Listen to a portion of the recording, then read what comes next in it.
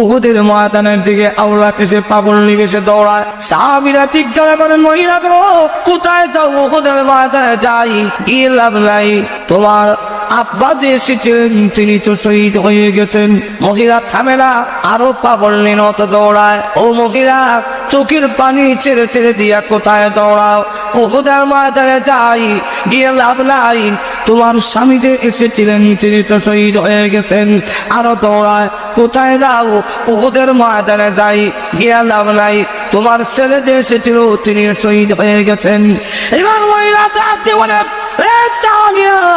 আব্বা শহীদ হয়েছে সংবাদ পেয়েছি, স্বামী শহীদ হয়েছে সংবাদ পেয়েছি, আমার সন্তান শহীদ হয়েছে সংবাদ পেয়েছি, কে শহীদ হইল না হইল সেটা জানতে চাই না, আগে সংবাদটা উহুদের ময়দানে দিনের নবী এখনো জিন্দা আছেনি।